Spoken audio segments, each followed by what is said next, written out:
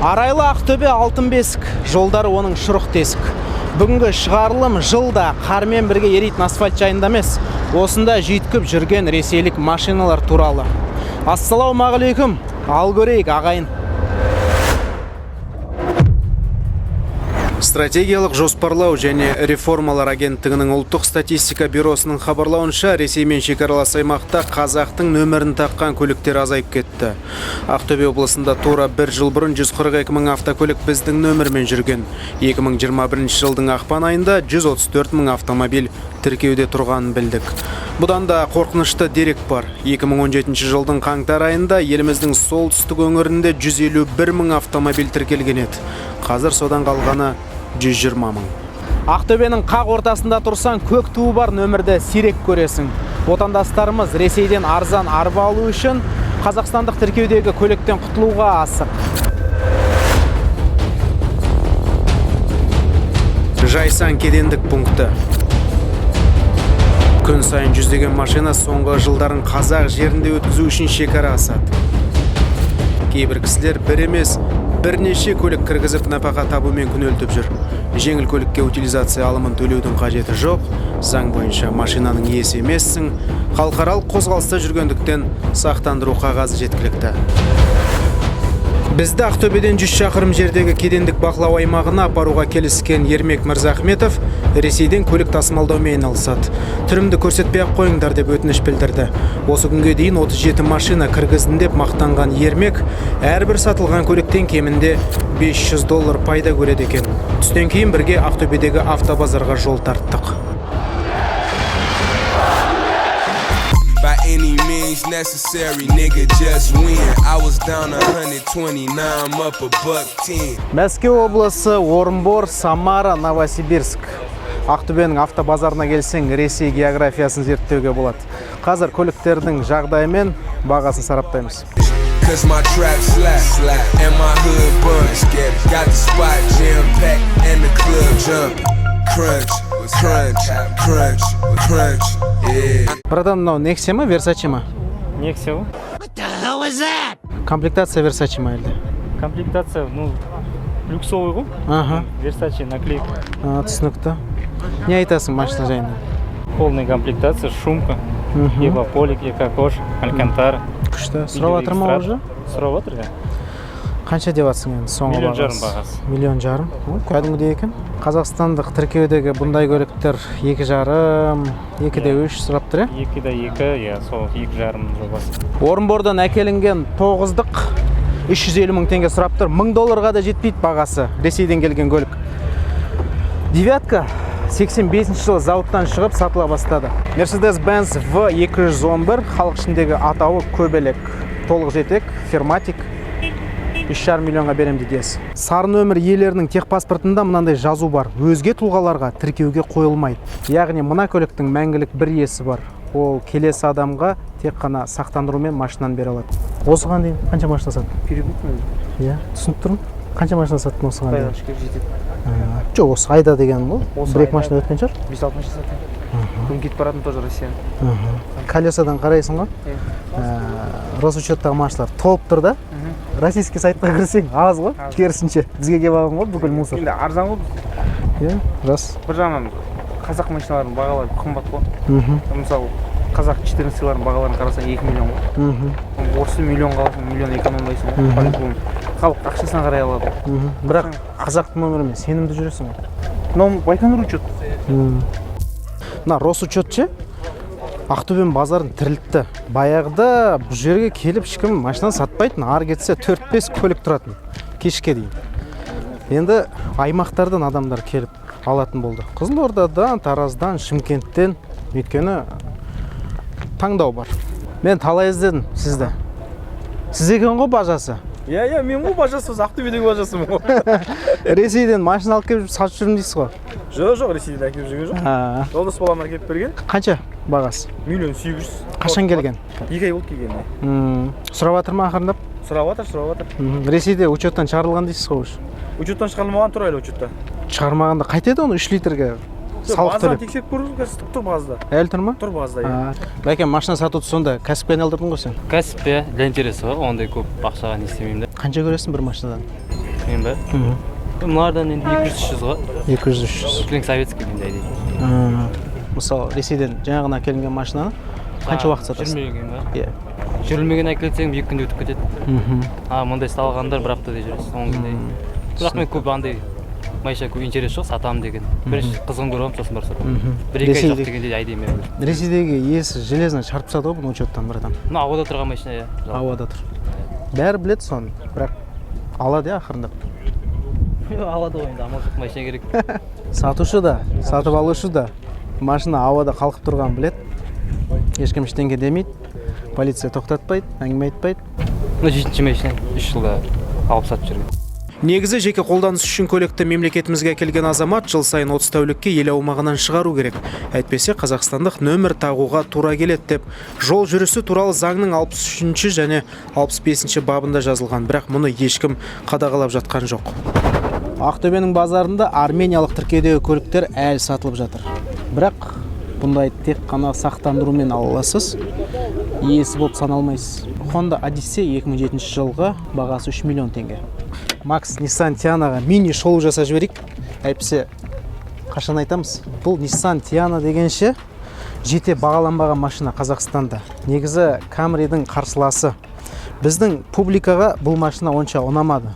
VQ25DE V6 моторының қарқыны жақсы, бойында 182 аттың күші бар. Tiana бағасы жағынан әрқашанда Camry'ден арзан. Кейде 2 есе арзан.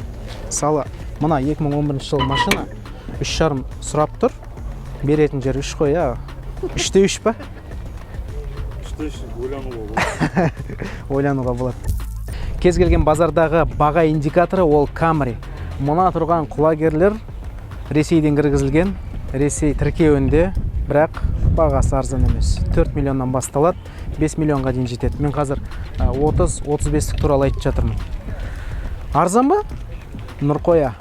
Hyundai Sonata 2020 жылғы қозғалтқыш көлемі 2 литр, полный комплектация деп жазылған, бірақ олай емес. Машина жаңа болғандықтан бұған алғашқы тіркеу мен утилизация алымын ғана төлейсің, бұл шамамен миллион теңге. Сонда Қазақстандағы тіркеудегі Sonata мен айырмашылығы кәдімгідей. Еркіндік сезген адамдар қымбат Camry мен Land Cruiser ғана емес, Абхазиялық тіркеудегі көліктерді әкеле бастады. Бұл үлкен мәселе тудыратын нәрсе, өйткені Абхазия тәуелсіздігі мойындалмаған мемлекет.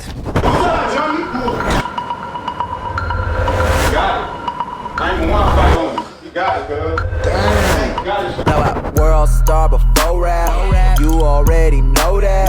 So fresh prince, they are about to bring the show back. Кедендік кодекстің 264 бабына сәйкес шетелдіктер Евразиялық экономикалық одаққа мүше мемлекеттің аумағына жеке қолданыс үшін көлік кіргізе алады. Олар салықтан босатылған. Бірақ машина біздің территорияда бір жылдан ұзақ жүрмеуі тиіс. Осы мәселе бойынша тиісті органдарға сұрақ қою үшін Астанаға келдік. My girl ain't bad, she more like evil. Біздің Қазақстан азаматтары Ресейден көлікті бер қарай әкелгенде сатып алу, сату келісім шартында көрсетілген сомадан белгілі бір мөлшерде салық төлеу керек екен. Ол қандай төлем? Жалпы бізде Қазақстан Республикасында экономикалық қауіпсіздік қамтамасыз ету мақсатында 2019 жылдың 1 қаңтарынан бастап Евразиялық экономикалық одақ елдерімен мемлекеттік шекара аумағында алып келетін және алып кететін тауарларға мониторинг жүргізіледі. Егер де жаңағы айтып отырған автокөлік құралы өзінің жеке пайдалануы үшін алып келінбеген болса, онда ол азаматтар міндетті түрде қосылған құн салығын төлеуі қажет. Оның ставкасы 12%. Жуырда Қазақстан мен Арменияның қаржы министрліктері біздің азаматтар екі елге салық төлемеу үшін өзара келісімге келді. Алдағы уақытта армяндармен дерек алмасасыздар ма? Я әрине, егер де 2020 жылдың 1 ақпанына дейін Армениядан көлік алып келген болса, жеке тұлға, және ол өзінің жеке пайдалануында автокөлік болса, сонымен қатар ол көлігін ішкі істер органдарында ГАИ дейді ғой, сол жаққа уақытша тіркеуге алған болса, онда ол тек қана Қазақстанға ғана көлік салығын төлейді, ол көлік бойынша Арменияға салық төлемейді. Достар, мен жанында мемлекеттік кірістер комитетінің тағы бір өкілі Серікбол мырза. Секе, Абхазия мен Оңтүстік Осетиядан кіргізілген көліктерді кедендік тазартудан өткізген соң, олардың алым салығын төлеген соң қолдануға болады деп сіздер мәлімет тараттыңыздар. Сол қаншалықты рас және сатып алушы мен сатушының жауапкершілігі қандай? Оңтүстік Осетия және Абхазия мемлекеттері, елдері біздің Қазақстан Республикасымен тәуелсіз мемлекет ретінде танылмаған. Азаматтар сол автокөлік құралдарды сол елдерден мемлекеттік тіркеуден шығарып, есептен шығарып, біздің елімізге алып келіп, оны тиісті кедендік төлемдерді төлей отырып, пайдалануға мүмкіндіктер бар. Ресми дерек бойынша 350 көлік Қазақстанда абхазиялық нөмірмен жүр. Бейресми дерек бойынша олардың саны 1000-нан асады. Тағдыры қалай болмақ бұл көліктердің? Енді жаңа айтқанымыздай, қазіргі уақытта жұмыстар жүргізіп жатырмыз. Ішкі істер органдарымен, құқық қорғау органдарымен, яғни тиісті шаралар қолданатын болады. Бұл жерде айта кету керек, жаңа айтқандай, сол елдің тіркеу нөмірімен біздің мемлекеттен өтуіне тыйым салынған және тыйым салынады.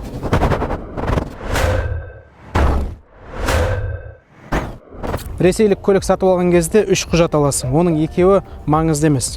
Бастысы мынау. СРТС, яғни көліктің техпаспорты. Де-факто мына құжат кімнің қолында бар? Сол машинаның иесі. Де-юре машинаның иесі Сергей Иванов. Велик сатып алған сияқтысың ғой? Мә, жаңа иесі сіз боласыз. Бастысы сақтандыру жасау керексің. Оның бағасы 22 000 теңге. Ал жаңағыдай СРТС пен сатып алу туралы келісім шартты қолдан 5 секундта жасай салуға болады. Міне мына астындағы пятнашка 700 000 теңге тұрады. Моторы біткен, пешкі істемейді. Салоны салдырылып жатыр. Қандай ләззат аласың мынандай көлікті сатып алғаннан? Қазақстанда заңсыздық пен хаос орнағаны қай заман? Контрольдің жоқтығынан Ресейде учеттан шығарылған 10 шақты мың машина елімізде еркін жүйткіп жүр. Ертең ол адам қақса, немесе біреудің мүлкін зақымдаса, кім жауап береді? Кінәсін дәлелдеу қиын, өйткені ол машинаның иесі емес. Иә, түсінемін, кейбіреулер адам тасымалдаумен айналысып, жан бағады, отбасын асырайды. Осындайды болдырмау үшін мемлекет тарапынан пайыздық мөлшерлемесі төмен автонесие керек. Қазақстан Республикасының азаматтары шетелден әкелген автокөліктерін өздерінің жеке игілігіне қолданатын болса, біздің Қазақстан Республикасының заңнамаларына сәйкес 10 күннің ішінде мемлекеттік тіркеуге қою керек. Ал егерде халықаралық қозғалыста жүретін автокөліктер болса, олар біздің Қазақстан Республикасының жол жүріс туралы заңының 65-ші бабына сәйкес біздің Қазақстан жолдарында 1 жылға дейінгі жүруге мүмкіндіктер бар. Яғни бұл халықаралық қозғалыстағы автокөліктер дегеніміз, автокөліктің егесі шетел азаматы. Яғни біздің Қазақстан Республикасының азаматтары оны сенімхат арқылы басқарады деген сөз. Сонымен қатар халықаралық қозғалыста жүретін автокөліктерге қойылатын талаптар, яғни жүргізушілер өздерімен бірге көлік құралын тіркеу куәлігін, яғни техпаспорт деп айтамыз, мемлекеттік тіркеу нөмірі, сонымен қатар мемлекеттің айрықша белгісі және де автокөліктің техникалық байқаудан өткендігін растайтын құжаттар болу керек қолдарында. Бұл мәселені көтергенде не көздеймін? Сенің астындағы четырканы полиция тартып алып айып тұрағына қойсын деген мақсат жоқ. Елдің жағдайы жақсы болса, орыстың қаңсығын еш алмайтын еді. Алайда осы анархияда тек пайда көргісі келетін азаматтар бар. Ай сайын 10 шақты көлік сататын жігіттермен таныстым. Олардың кейбіреуі көлік Ресейде учеттан шығарылмайды деп аңқау қазақты алдайды. Осы дұрыс па? Тым асқынып бара жатқан мәселені шешудің екі жолы бар. Билік заңның жұмыс істеуін қатаң қадағалау керек, немесе сол заңды өзгертіп, ресейлік көлікпен еркін алаңсыз жүруге мүмкіндік беруі қажет. Двойник бұл Жапониядан жеткізілген оң рөлді көлік. Бағасы әдетте $10 000 аспайды. Автомобиль көбінесе Ресейдегі заңды тұлғаның атына тіркеледі. Йо-майо, мынау енді таза конструктор. Ямалдан келген дейді. Мынау жаңа тип нөмірі. Қалай жетті бұл Ямалдан конструктор болмаса? Legacy, сып-свежий. Бұл таза криминал, схема былай жұмыс істейді. Машина Жапонияда аукционнан сатып алынады, моторы мен аспасы шешілген соң, кеденнен Ресейге автобөлшек ретінде кіргізіледі. Қайта құрастырылған соң автовозбен Қазақстанға жіберіледі. Жылпос жігіттер Ресейдің ашық базасынан тура осындай көлікті тауып өтірік техпаспорт жасайды.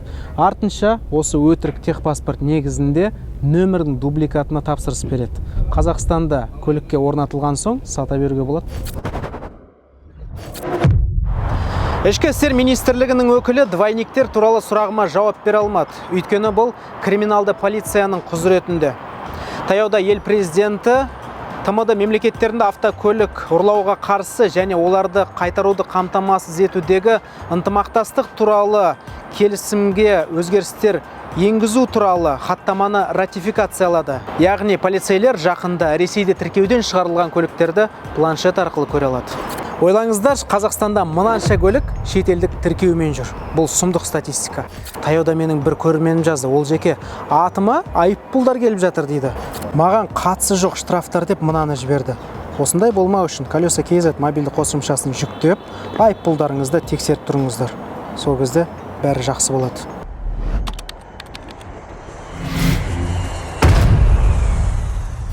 Апама жездем сай демекші, елімізде халявщиктер көп. Маған бәрін тегін берсе екен деп алақан жайып отыратындар жетеді. Армения мен Ресейден кейін арзан көлікті Индонезиядан алып келуге мүмкіндік берсең, жерлестеріміз о жаққа да барады. Онда бәріміз салық төлемей, қалаған нөмірімізді тағып, бір автомат құшақта болайық, Африка мемлекетіне айналамыз. Қатты кеттім әрине. Айтпағым мынау, Қазақстан дамыған озық мемлекетке айналу үшін заңы 100% жұмыс істеу керек. Именно Росучет қарап жатсыз ба? Қорықпайсыз ба алуға? 2 жыл болды. 2 жыл болып жүргеніңізге? Қаншаға дейін іздеп жатсыз? Миллионға дейін, 1.200.000. Бұйырғаны көреміз ғой. Кішкене сатушының рөлін ойнай тұрайын, бәлкім иесіне көмегім тиетін шығар. Так, Самараның машинасы Nexia 58 мың жүрген, родной пробег деп сендірді, бағасы 1 000 000 теңге. Сәл жеңілдік бар, 950-ге береміз. Донс моторы 1.6, 16 клапан. Состояние жақсы. Алатын болсаңыз, кішкене скидка жасаймыз. Қызылордаға айдап кетесіз, страховка жасап аласыз, смело, до конца.